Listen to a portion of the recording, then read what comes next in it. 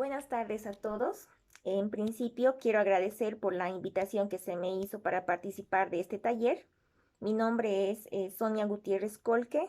Soy bioquímica farmacéutica encargada de laboratorio clínico y más enfocado en las pruebas de diagnóstico para COVID del Centro de Salud Tacachi. Bueno, voy a dar inicio a mi presentación con el tema pruebas rápidas para el diagnóstico de COVID-19 y espero ser lo más clara posible respecto al tema para comprensión de todos y cada uno de ustedes. Entonces, demos inicio al tema. Como ya había mencionado antes, el título de este tema es Pruebas rápidas para el diagnóstico de COVID-19. El contenido. La manera en que se ha organizado esta charla va de la siguiente manera. Primero vamos a hablar de la estructura del patógeno, cuáles son las pruebas diagnósticas, dentro de ellas cuáles son las moleculares y las pruebas inmunológicas,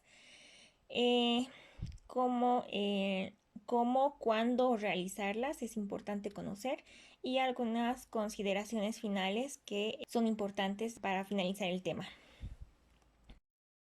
La estructura de SARS-CoV-2 es importante conocer la morfología y estructura molecular de este patógeno.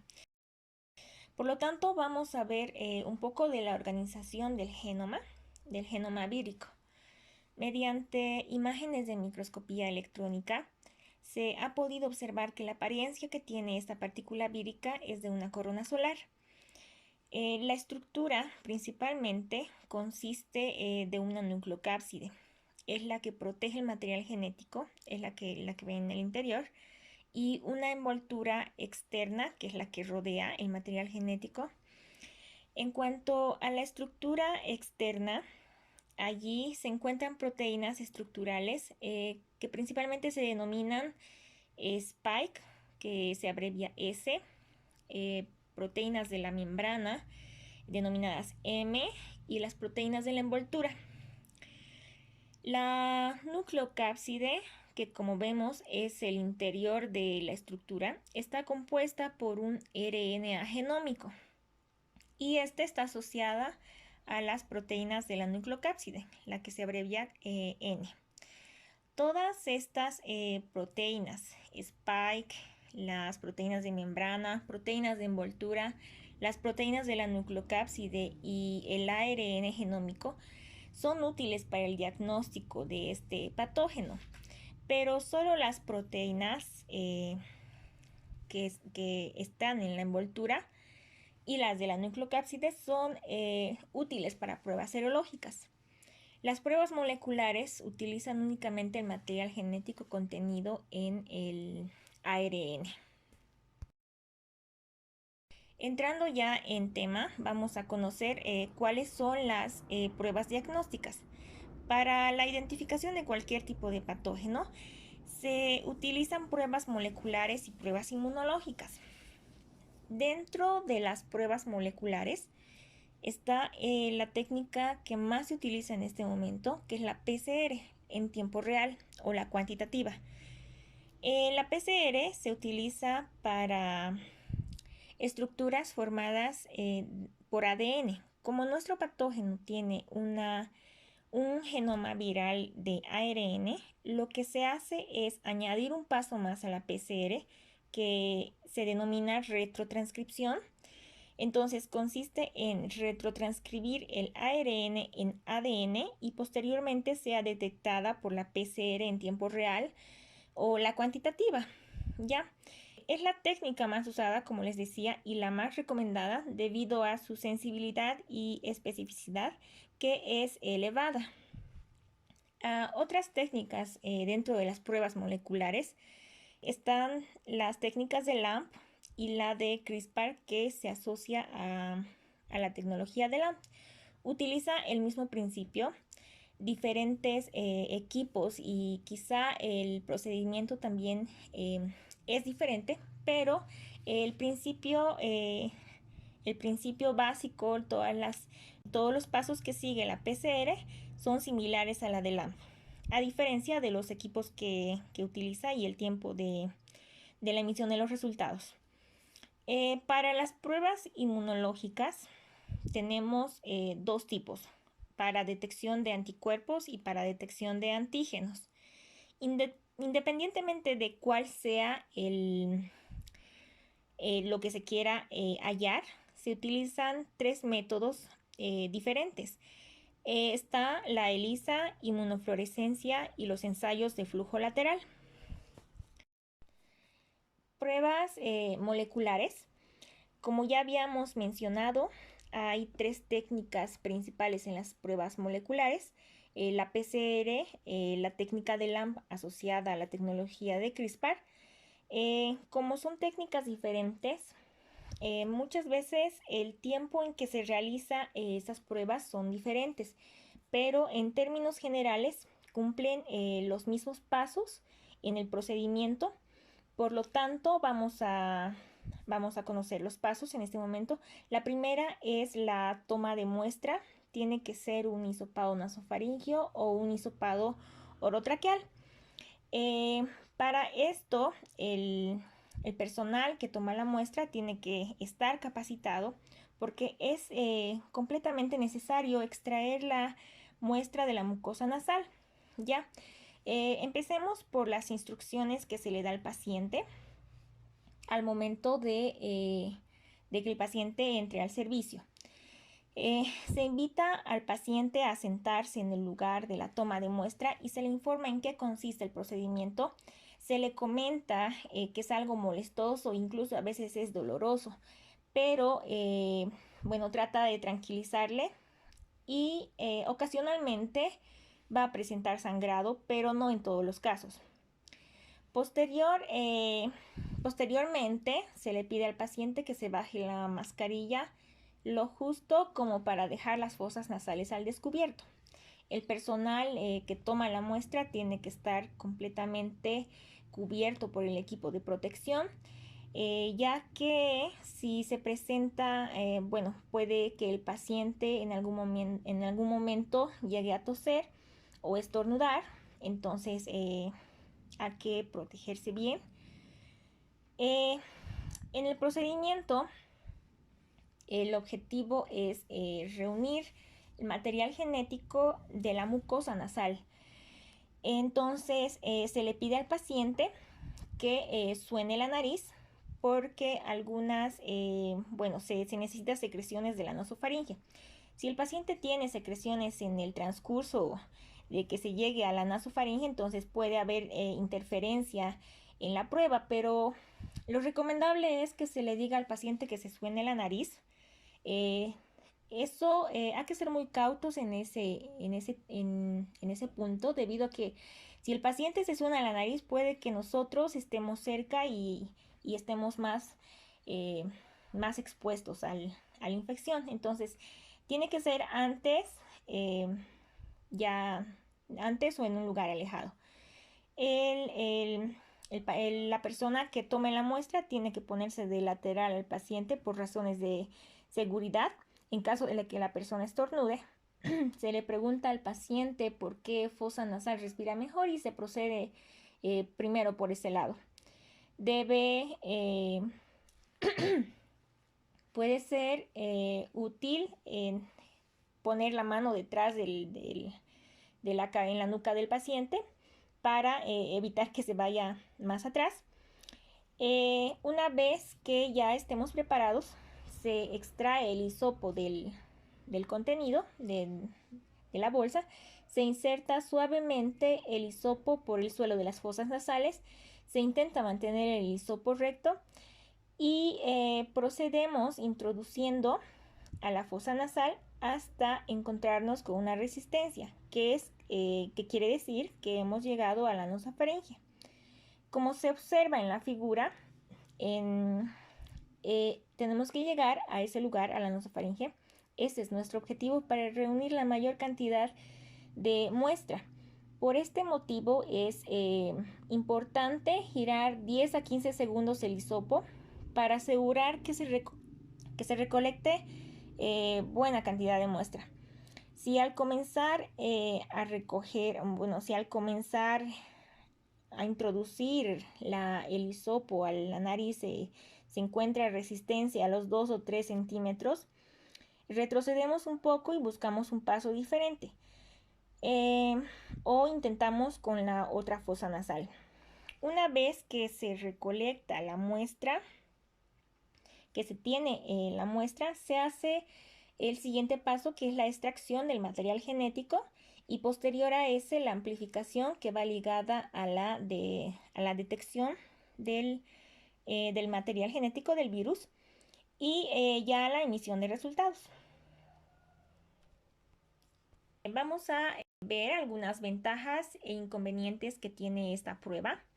Entre las ventajas se puede mencionar que la sensibilidad y la especificidad de esta técnica es mayor que todas las pruebas, y incluso podemos detectar la presencia de portadores asintomáticos.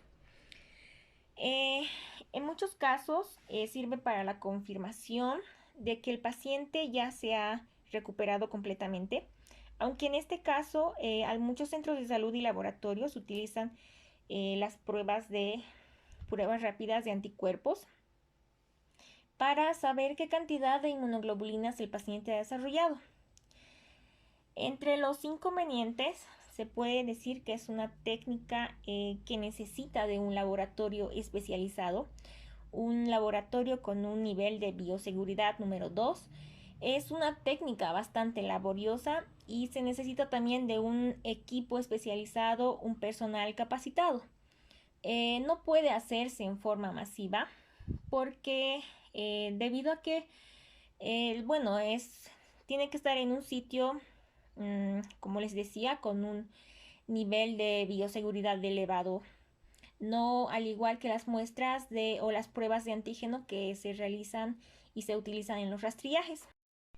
Bueno, entrando más en contexto y en la parte que más interesa ahora, vamos a hablar acerca de las pruebas inmunológicas. Son de dos tipos, la detección de antígenos y la detección de anticuerpos. Independientemente de qué se va a detectar en este caso, ya sea antígeno o anticuerpo, son tres técnicas iguales, tres técnicas que se utilizan, las cuales son ELISA, inmunofluorescencia y láser flujo lateral. Entonces, ¿en qué consiste cada una de ellas? Primero vamos a hablar acerca de la detección de antígenos. Como en este caso se busca fragmentos virales al igual que la PCR, la muestra va a ser la mucosa nasal mediante un hisopado nasofaringeo o un hisopado orotraqueal. Es recomendable que sea un hisopado nasofaringeo y uno orotraqueal, pero debido a la escasez de los reactivos y muchas veces no contamos con los medios y los recursos en centros de salud, se opta por hacer un hisopado nasofaringeo. Es suficiente, se detecta la misma cantidad de muestra si se hiciera por los dos, y se procede a hacer lo mismo. Si en caso de que tuviéramos que derivar para hacer una PCR, se la coloca en un medio de transporte. Bueno, el material con el que se recolecta la muestra es un microcepillo de material sintético. Esta permite la recolección de las células de la mucosa y se libera en el buffer, ya sea medio de transporte o un medio de reacción. Al igual que la PCR, se introduce el hisopo por la cavidad nasal, se recolecta el material genético y se procede a hacer la detección de antígenos mediante las técnicas que vamos a mencionar a continuación. La técnica de ELISA, ¿en qué consiste y qué significa? La técnica de ELISA quiere decir ensayo por inmunoabsorción ligado a enzimas. Como las pruebas inmunológicas están basadas en reacciones de antígeno-anticuerpo, y en este caso, si lo que vamos a detectar son antígenos, el analito es el antígeno que está en la muestra del paciente. La muestra va a ser una extraída mediante un hisopado nasofaringeo. Se utiliza anticuerpos recombinantes o monoclonales que están fijados en los pozos de las placas de reacción y van a capturar específicamente antígenos virales. Lo que hace entonces es hacer una reacción antígeno-anticuerpo y se ligan enzimas.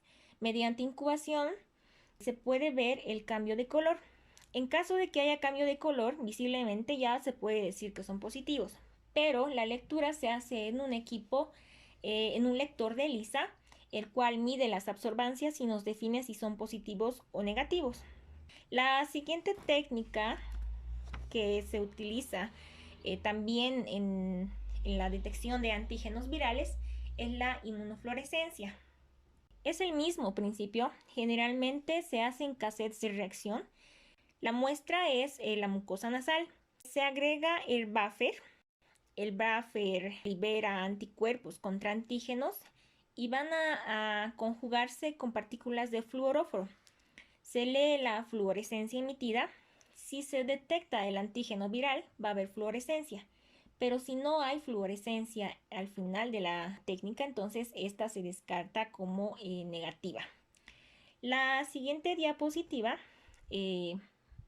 nos muestra la técnica de ensayo de flujo lateral.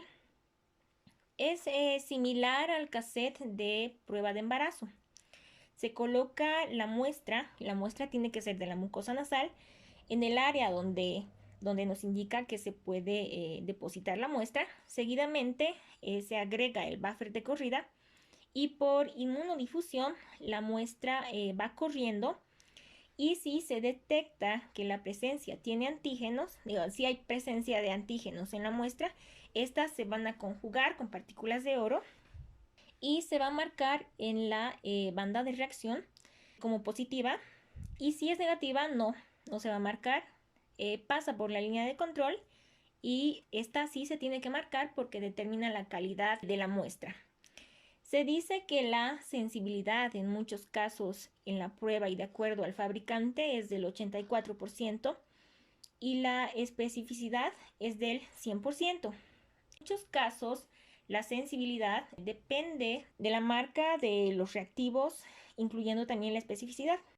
Más adelante vamos a hablar acerca de la sensibilidad de las pruebas en el caso de varias técnicas que ya se ha mencionado o vamos a ver más adelante. Hablando ahora de la detección de anticuerpos, las técnicas son las mismas: ELISA, inmunofluorescencia y las de flujo lateral. Pero en este caso se va a detectar inmunoglobulinas que el paciente desarrolla con tiempo en su cuerpo. Entonces la muestra ya no va a ser una muestra de la mucosa nasal, sino va a ser sangre o suero plasma, ya sea el caso si fuera ELISA o la prueba rápida. Y bueno, se detecta inmunoglobulinas totales o de manera individual. ¿Cuáles son los tipos? La IgG, que es una inmunoglobulina que, diferente a la IgM, se presenta en diferente tiempo, pero la detección de anticuerpos puede ser individuales o una detección de las inmunoglobulinas totales. La desventaja que tiene estas técnicas, la detección de anticuerpos, es que muchas veces se necesita de un tiempo específico para que el cuerpo desarrolle los anticuerpos.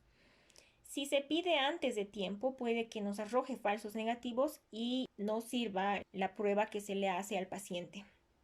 Entonces es necesario relacionar la clínica con el laboratorio para evitar falsos negativos posteriormente.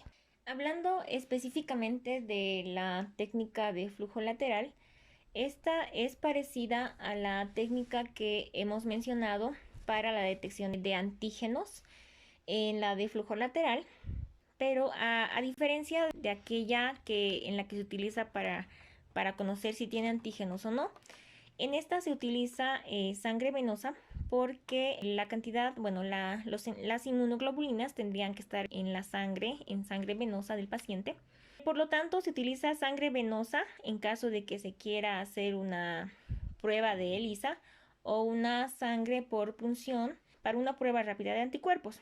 Se coloca la muestra en el sitio que corresponde. bueno, exactamente 10 microlitros a 20 dependiendo del fabricante, y se le añade el buffer, el cual permite que por inmunodifusión arrastre el material, y si hay anticuerpos del tipo IgG, se van a unir a las bandas de reacción, las cuales se van a marcar, y si hay anticuerpos IgM, de la misma manera se unen a las bandas de reacción que corresponden a la IgG, y se va a marcar. Pasa hacia la banda de control, esa sí se tiene que marcar para validar la prueba.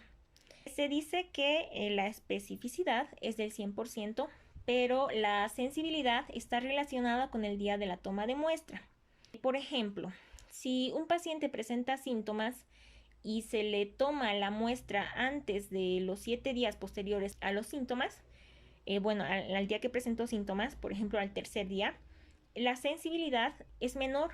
No, la prueba va a salir negativa, nos va a arrojar un falso negativo, y quizá el paciente posteriormente, días después, positivice y sea un transmisor. Entonces, el cuerpo necesita por lo menos una semana para producir anticuerpos desde el inicio de los síntomas. ¿Cuál es la solución en ese caso? ¿Qué se puede hacer? Se puede pedir una muestra de PCR si se quiere confirmar a los 3 días de los síntomas, una PCR o antígeno. La sensibilidad en este tiempo de las pruebas de flujo lateral, las pruebas de anticuerpos, es menor al 70%. Puede que salga positivo como puede que no, pero en todo caso la sensibilidad es menor y no es confiable. Posterior a los 7 días después de una semana de presentar síntomas, si se le realiza una prueba de antígenos, la sensibilidad es mucho mayor en el caso de que se quiera detectar IgM, porque el cuerpo del paciente necesita tiempo de desarrollar anticuerpos que son a partir de los 7 a 14 días desde el inicio de los síntomas. Abajo, en la parte de abajo se puede observar que los resultados, en caso de que la prueba dé positiva, se marca el sitio del control y del test. En este caso puede ser IgG e IgM. Si fuera IgG es positivo para las inmunoglobulinas IgG o IgM. Un resultado negativo si solo se marca la línea de control y no la del test. Y resultados inválidos en caso de que se marque solo la línea del test, no se marque nada. Entonces, en este caso puede que la prueba que analizar si el lote está vencido o no se ha guardado en las condiciones de ambiente que son adecuadas. En ese caso hay que repetir la muestra, repetir la prueba y ya confirmar tal vez con otro método. ¿Cuáles son las ventajas y los inconvenientes de este método?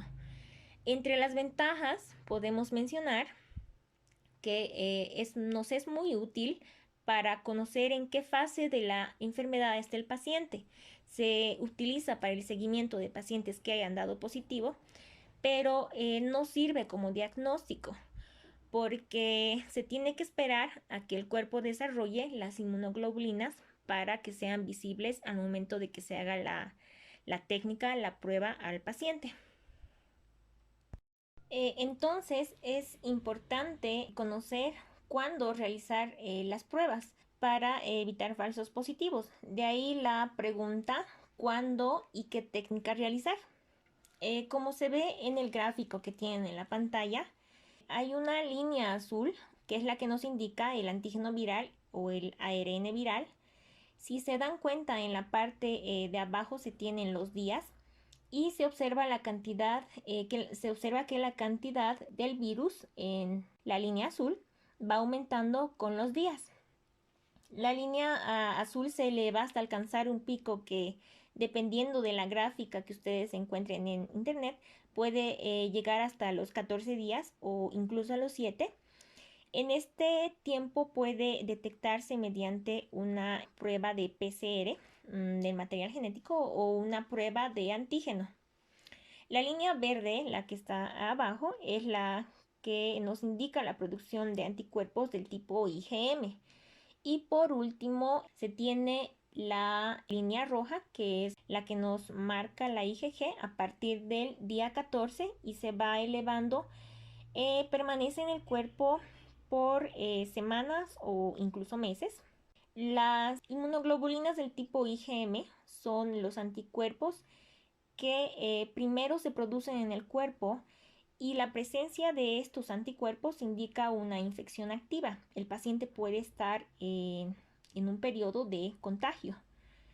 Los anticuerpos del tipo IgG tardan una semana más que los anticuerpos del tipo IgM en producirse, pero como les había dicho, estas persisten en el cuerpo mucho más tiempo, hasta meses.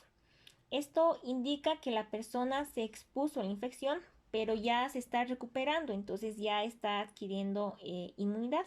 Un ejemplo, digamos que se hace una prueba de anticuerpos al paciente y el resultado marca una banda del tipo IgM bastante marcada, pero no tiene IgG. ¿Qué quiere decir eso? Que esta persona se encuentra en este periodo de infección en el que se ve, es una infección activa, el paciente es infeccioso, su cuerpo está luchando contra el patógeno y vamos a ver que los anticuerpos del tipo IgM se notan y no los anticuerpos del tipo IgG, porque todavía no ha llegado al punto de desarrollar este tipo de anticuerpos, el de las IgG. ¿Qué pasa si vemos en los resultados una línea bastante marcada del tipo IgG y las del tipo IgM? Quiere decir que la infección ya ha estado avanzando, la persona está produciendo anticuerpos IgG, pero todavía tiene los anticuerpos del tipo IgM. Entonces, aún está en una infección activa y todavía podría ser infeccioso. Por otro lado, ¿qué pasa si solo vemos una línea marcada del tipo IgG, la banda roja? Quiere decir que la persona ya se expuso a una infección, está inmunizada y que ya está de alta, ya tuvo inmunización por una infección natural o por la vacuna. Hay un periodo al inicio por la línea azul que se llama periodo de ventana. Es el tiempo que transcurre en el que el paciente adquiere la infección antes de que se le detecte. ¿Qué prueba se puede hacer en este tiempo? La PCR o la prueba de antígenos. Se la puede pedir para detectar la presencia o no del virus en este periodo silente. La siguiente diapositiva nos muestra la sensibilidad y especificidad de las pruebas.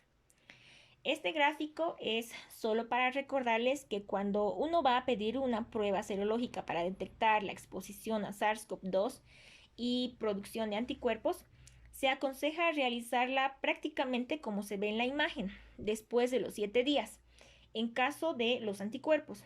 De preferencia a partir del 7º al 10º día, incluso más después de los 14, porque si se solicita esta prueba muy anticipadamente, la probabilidad de falsos negativos es mayor, ya que la sensibilidad está entre los 30 y los 20 y los 40%. Pero si pedimos la prueba a partir del día 8, podemos ver que la sensibilidad aumenta en un 73%. O incluso a partir de los 15 días la sensibilidad puede ser al 100% en las inmunoglobulinas del tipo IgM. Para la PCR, la sensibilidad es mejor. A partir del primer día al 7º tiene una sensibilidad del 66%. Posterior al tercer día, cuarto, quinto, la sensibilidad va disminuyendo, como se ve, hasta el 54%. Al final, después de los 15 días, la sensibilidad llega menor al 40%. En la siguiente diapositiva, bueno, también es un gráfico de temperatura, siendo un poco más insistente en esta cuestión para la detección de anticuerpos.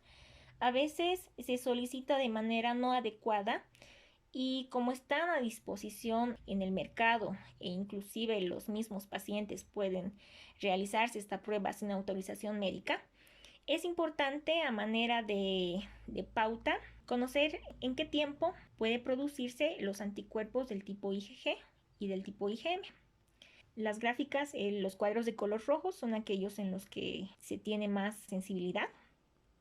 Se puede observar que las del tipo IgM a partir del día 10 ya se las puede encontrar. Las del tipo IgG a partir del día 15. Y para una detección del material genético mediante una PCR, a partir del tercer día ya puede presentarse, el cuarto también, el quinto, y luego se mantiene negativo prácticamente. La última diapositiva, de ya manera de concluir el tema, esta es una pauta que seguimos los centros de salud en la identificación de un paciente positivo. Si el paciente positivo presenta fiebre, síntomas respiratorios, lo ideal es hacerle una prueba de hisopado nasofaringeo. Si la prueba de antígeno sale negativa, se manda una PCR. Si la prueba sale positiva, es un caso confirmado al 100%. En caso de que la PCR salga positiva, también se confirma el caso. Si sale negativa, aquí dice que es un caso descartado, pero se ha estado usando y en muchos casos es útil las pruebas de anticuerpos. Si el paciente continúa teniendo síntomas y no se siente bien, las dos pruebas han salido negativas, la del ARN y la detección de antígenos, entonces se puede complementar con el diagnóstico de pruebas de anticuerpos, ya sea anticuerpos cuantitativos o solo la presencia mediante una prueba rápida. Y bueno, también las pruebas de anticuerpos son útiles para descartar una infección activa, para el seguimiento de pacientes que se han recuperado. En algunos casos, no muchos, se ha visto que la PCR continúa saliendo positiva, aun cuando la persona ya no presenta síntomas por varios días, incluso semanas, y la PCR continúa saliendo positiva. Entonces, se ha utilizado la prueba de anticuerpos para descartar la infección y poderla dar de alta al paciente y no siga ya en cuarentena, claro, teniendo ya los cuidados necesarios en el hogar. A pesar de que la prueba de anticuerpos haya salido positivo, una semana de cuidado es suficiente para darle de alta al paciente. Y también las pruebas de anticuerpos son útiles para identificar infecciones pasadas o conocer si una persona está ya inmunizada mediante un contagio ya sea de conocimiento de él por una infección o por inmunización mediante la vacuna. Bueno, esta es ya la parte final de mi presentación. Aquí se concluye. Espero que todos hayamos aprendido un poco más, despejado algunas dudas y se haya entendido. Muchas gracias a todos y hasta luego.